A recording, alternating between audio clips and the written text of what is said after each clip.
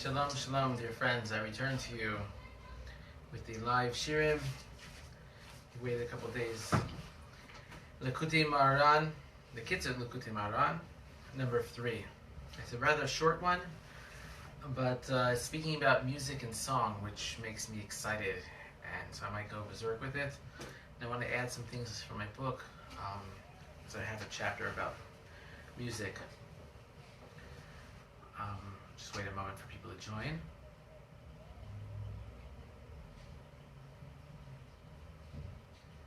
So,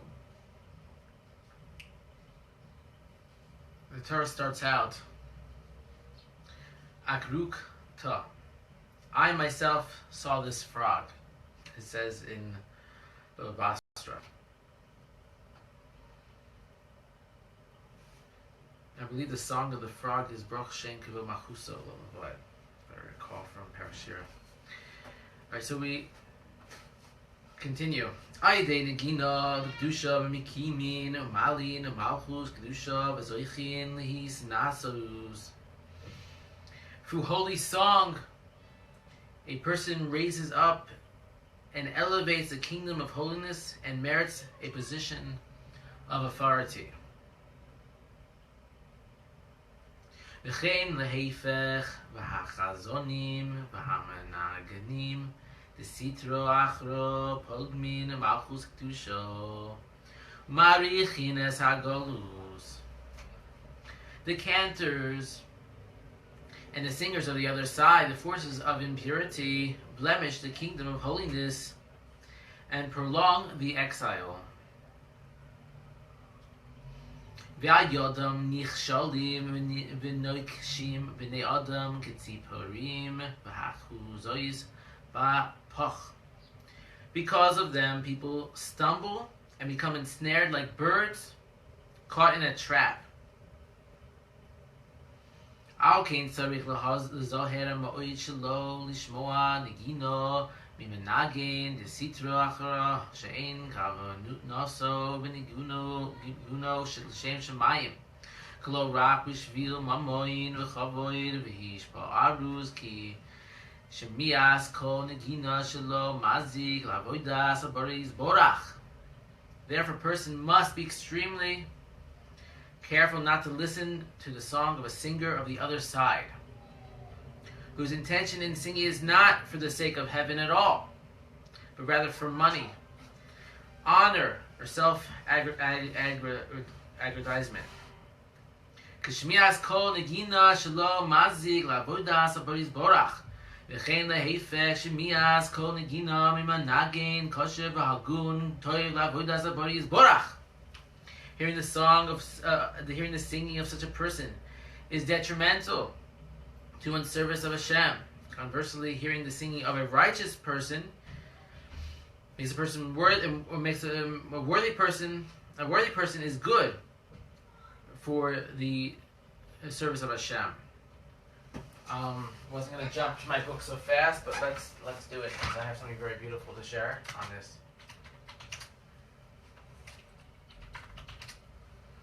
Okay. Let's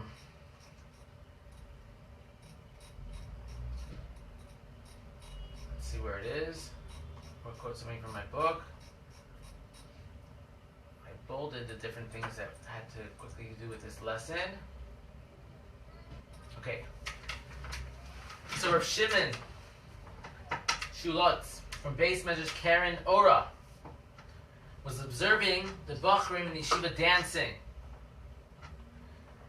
And he said that you can tell whether the accompanying song is rooted in Nachash or Kedusha for watching them dance. Okay? So he says that the test is to look at the position of the bachram of a person's head when they're listening to music. Okay? He says if the head is facing downwards to the floor or feet, you know it's not Kedusha. But if the head is going straight up, it's looking up to the heavens, then you know the song is rooted in holiness. It's a very interesting observation.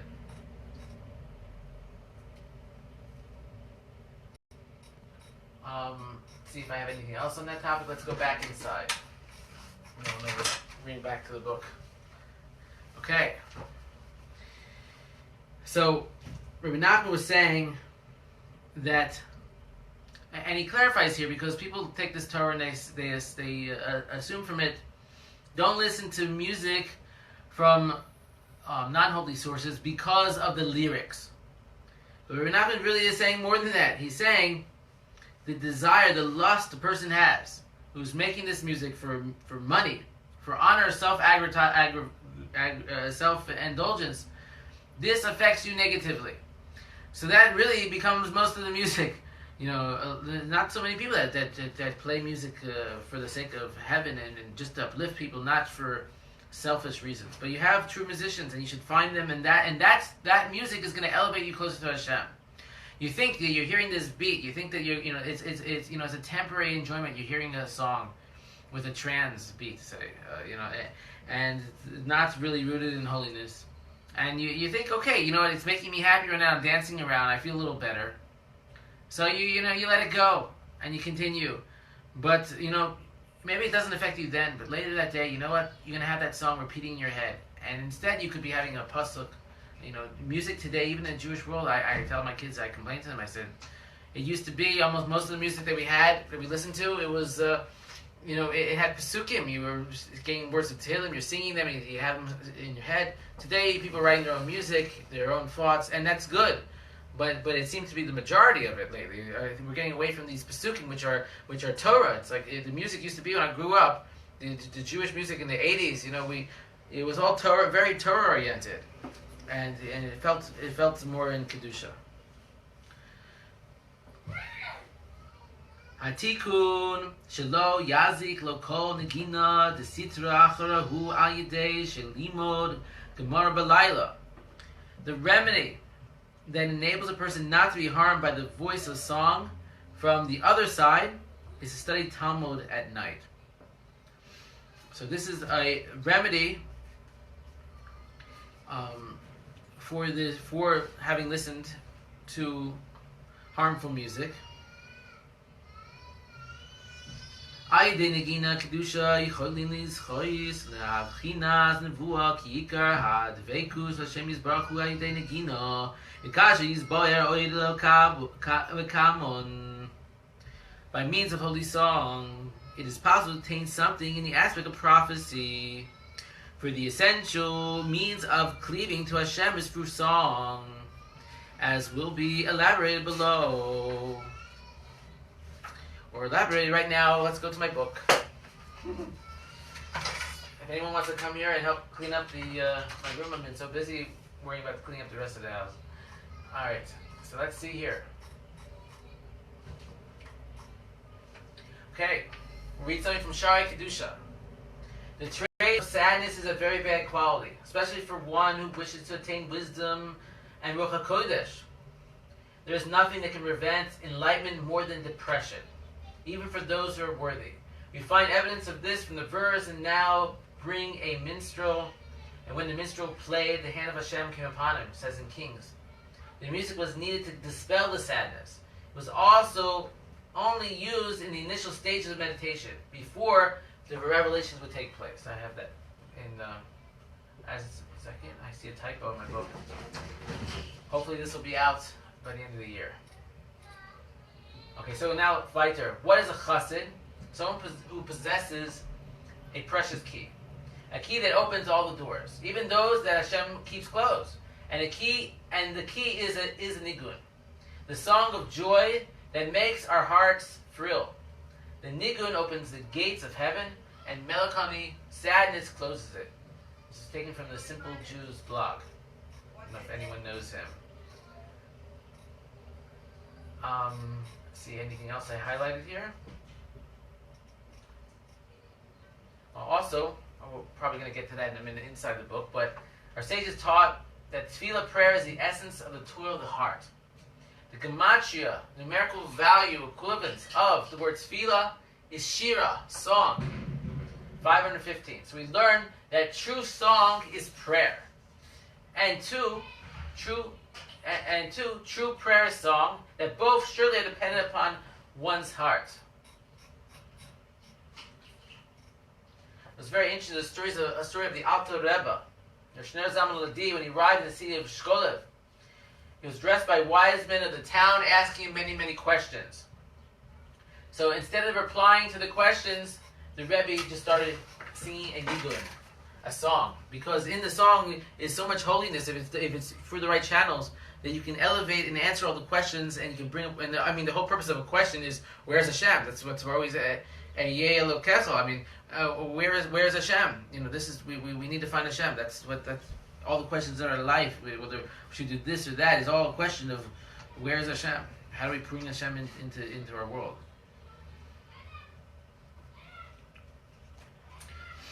Al Yidei Limud Gemara B'Layla Chut Shel Chesed Nimshach Allah V'Nitzol Mima Chashavos Shelo Lishma. By studying Talmud at night, a person has a protective thread of loving kindness drawn over him, and he is rescued from thoughts of ulterior motives in his Torah study. By studying Talmud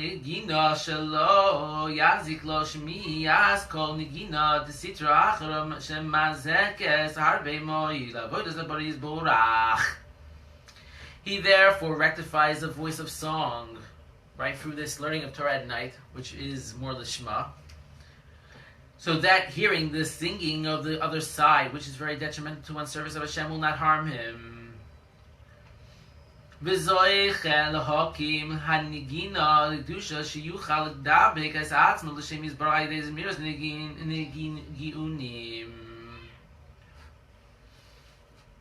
He also merits to elevate the song of holiness so that he can attach himself to Hashem by means of song and melodies. Then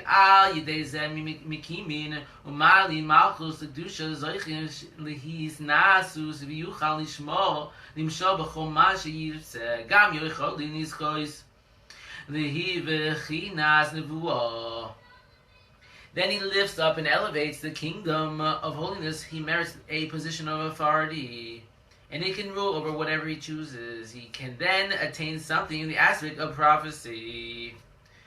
And we see this is not a small matter. So a person, he goes and he wants to rectify this idea of nigun in his life. What does he do?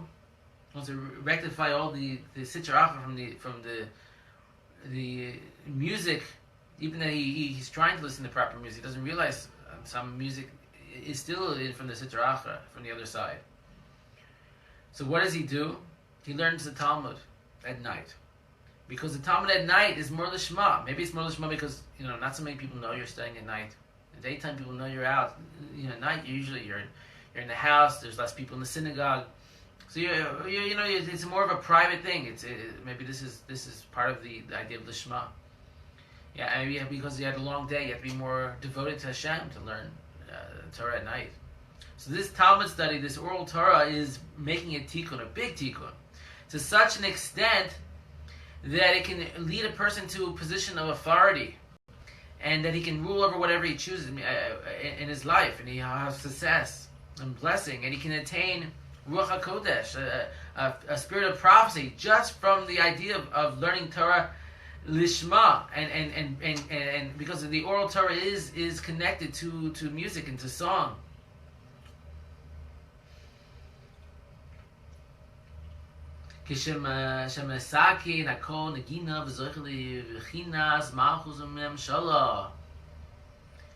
When a person rectifies the voice of song and attains rulership and dominion, he is thereby able to rule over whatever he chooses. He also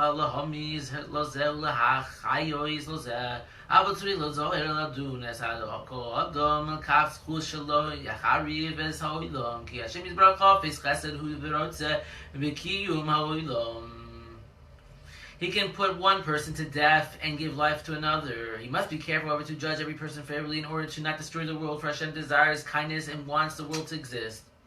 So all this power, you want power? People want to learn, different.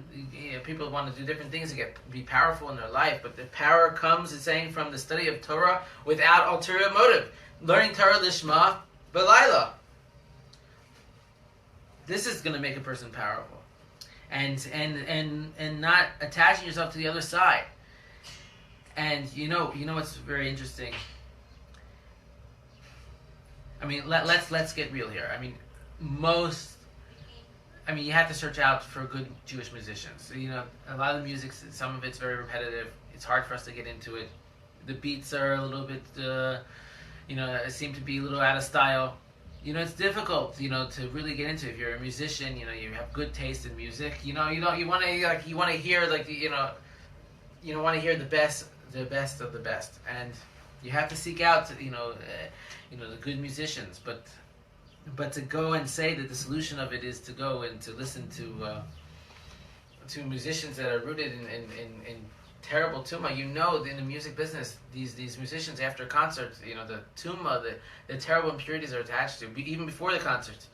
And most of the big names in music, they were high, they were on crack cocaine. I mean, they were completely attached because music has two sides to it. Music has a side. I mean, anything that can bring a person close to Hashem has an opposite sitra achar, an opposite impurity that's there.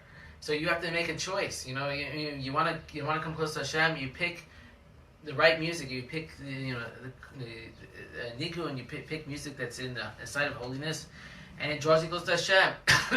If you're going to pick something that where the musicians are filled with filth, it rubs off on you. In the music business, it's a known fact that if you take any song, even if it's not good, and you were to play it enough times on the radio, and people did this, and they spent millions of dollars on a song to pay get it on the radio as much as possible everywhere.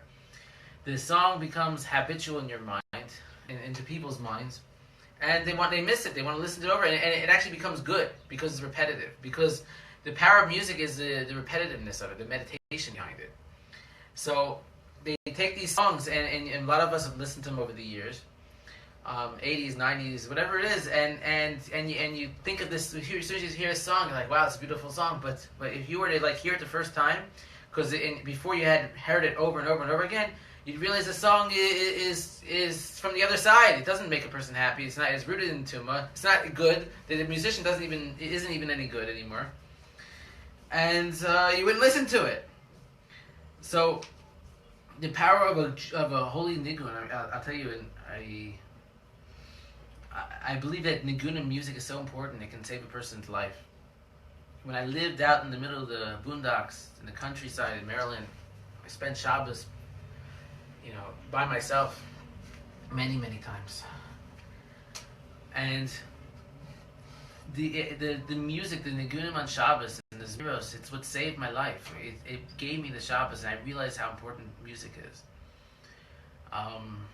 It was amazing just to serve God in such a private way, and to be surrounded only by goyim, by non-Jews. It was very hard to Hashem, but when it came to Shabbos and the songs, it was just elevating. It was just unbelievable, and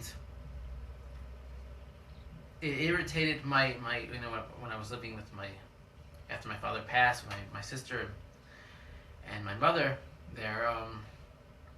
they used to complain to me because I was like the father of the house. So I'd make kiddush, it'd be a long kiddush. My kids complain about my kiddush now. It takes 10 minutes. It used to be a lot longer when I was younger. But what they complained about was the songs, the music. I used to sing the same song for 20 minutes, 30 minutes. I could sing a song from Baal Shem Tov for 40 minutes straight. Because I realized the power of the nigun, everyone keeps switching songs. The power of the nigun is the repetitiveness, the meditation of it. The Hashem gave tremendous power to the idea of song and music. I mean, it's something that can elevate a person from the lowest depths and give them so much hope. But we take it for granted, the music, and we allow ourselves to listen to things that we're not supposed to. And the prophets used music in order to reach the levels of prophecy. But it says that once they reached that level of prophecy, they no longer needed music anymore. The music was aside. But the music it helps a person to open all the gates in the heavens, all the gates, and So people change the song too quickly. They don't realize if they were to sing the same song on Shabbos, a nigun, and over and over and over again, and use that. It's a tool. It's a ladder. A nigun is a ladder to come close to Hashem. And if you use the power of music properly, it's a tremendous vehicle to coming close to Hashem. At the same time, what I want to tell you is that if you see people going off the derech, leaving religious Judaism, if you take a look at what they're listening to, I mean, I would say it's worse. I had a discussion with my wife, and we both agree on this. It's worse a person listens to bad music from the other side than it is they watch even a television show or a movie. The power of music, because the movie, television show, after it's over, a person doesn't think so much about it. I mean, it might have hurt them bad during the moment, but the music from the other side, it stays in your head. Sometimes, I'm walking around the house. Sometimes suddenly a weird music will go in my head. I can't get it out. So the power of music in the tumah of the music can be far worse. But at the same time, the power for good that the music has is unbelievable. And I'll finish this Torah. We should talk about dancing also, because that's the power of dance, along with music, is a tremendous elevation to a person. כשאדם שומע כל ניגון של שמחה ומקשר עצמו על ידי זה לשם יתברך בלב נשבר. על ידי זה יש לכל הניגון עלייה, אף על פי שהמנגן הוא אדם שאינו הגון וניסוי מהם, על ידי זה המלכות הקדושה. לישחית לזה לשלימות, התיקון הוא על ידי שלומדים בלילה תורה שבעל פה שהוא גמרא. When a person hears a joyous song, and through this binds himself to Hashem with a broken heart, the song is thereby elevated even though the singer is an unworthy person. And the kingdom of holiness is raised up. The way that a person can attain this rectification fully is by studying the world Torah, hence the Talmud at night. So it says when a person hears a joyous song and he connects to Hashem through the song with a broken heart, the song is elevated, the person is elevated, the world is elevated. The song is so deep. So we started out to summarize this lesson, which now ends, from Rebbe Nachman. We spoke about listening to lyrics and musicians from the other side. That's not holiness. From people that had intentions for money, fame. The lyrics are speaking about things that are not in holiness. That this is detrimental to a person serving Hashem. We said we're going to fix it by studying Torah at night, more specifically Talmud, but Torah study at night, it has an aspect of lishma, a person doing it for the sake of heaven, with complete purity, and through this a person can gain a mastery of themselves to such an extent that they can become powerful. They can reach levels of high positions of authority, and it's important then to use this properly. But the power of the nigun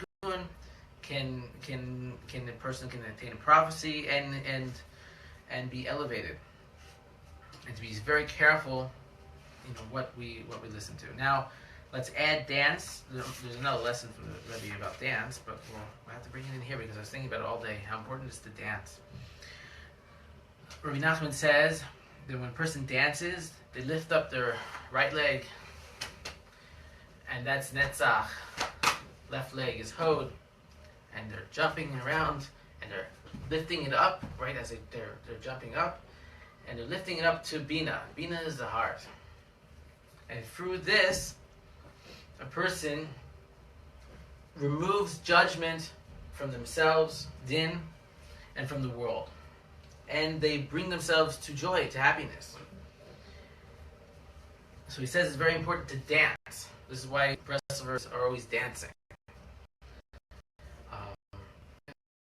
Breslov synagogues, after prayers, the tradition to go in a circle and dance together. And so with the Torah, I forget which Torah is from Rebbe Nachman, But so how do you also know this? Because when a person is sick, they don't feel well, their legs are heavy, so they feel the heaviness in their heart, they feel the heaviness in their body. Okay, and that's because of din. A lot of times when there's din, the person feels heaviness in their leg when there's judgment. So you fix this by jumping up, by dancing and being simcha, and so dance is connected to music. That's why I brought it in here. It's connected to the song. And when a person goes and they are rectifying song and music and dancing and learning Torah without ulterior motives, they're becoming powerful. They're living a life din-free without judgment. You know, like King David said, you know, my sin before you. And that's how we have to live our life. We have to live our life where we want to be free of din. And how do you also avoid din? You don't speak lashon hara. If you speak evil against other people, then you bring judgment upon yourself. A person, they can do many, many averas and sins in their life, but in heaven, they don't judge you. Meaning that you have a pile of sins this big. Oh, let's say it's this big. Okay? And they're sitting there in heaven ready to be judged.